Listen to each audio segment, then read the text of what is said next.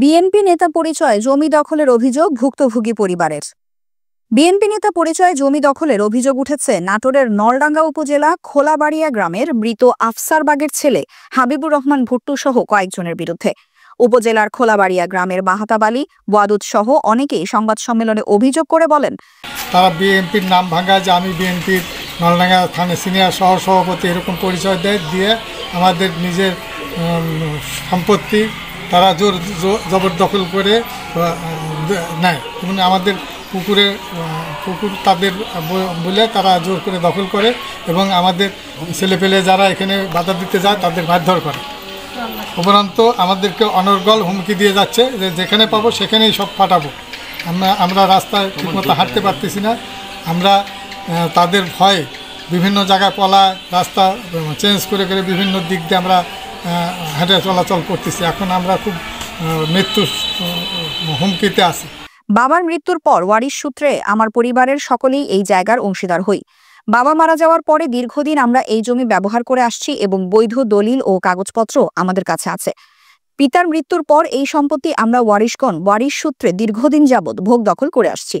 কিন্তু হঠাৎ গত 16 এপ্রিল সকাল 10টার দিকে হাবিবুর রহমান ভুট্টু সহ কয়েকজন বিএনপি নেতা পরিচয়ে দেশীয় অস্ত্র নিয়ে আমাদের উপর অতর্কিত হামলা চালায় এবং আমাদের জমিতে বাঁশের বেড়া দিয়ে জোরপূর্বক আমাদের সম্পত্তি দখলের চেষ্টা করে।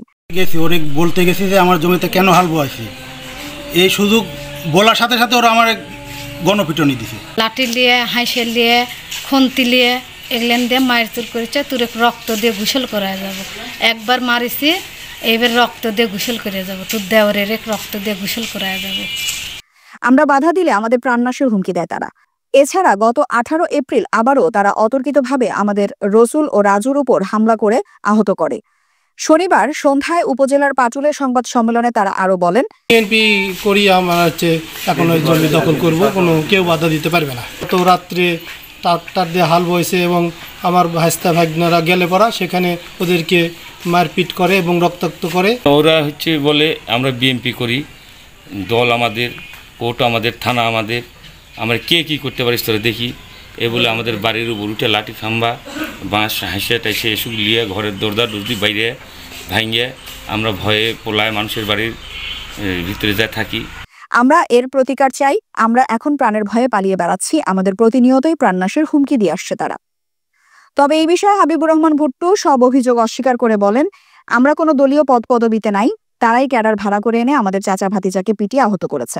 আমরা কোনো পদে বা কোনো দাঙ্গা হাঙ্গামা কোনোদিন পূর্বের বা কোনো আমার আমলে আপনি তথ্য নিয়ে 2 একজনের মুখে ওটা আসলে একটু আপনি আমার মারি করে মাইরে টেরে কেটার মেডার বাইরে গাঁয়ের থেকে মানুষ ভাড়া করে এসে আমার মুরব্বী চাচা ছোট ভাই মাইরে টেরে এগুলো করে।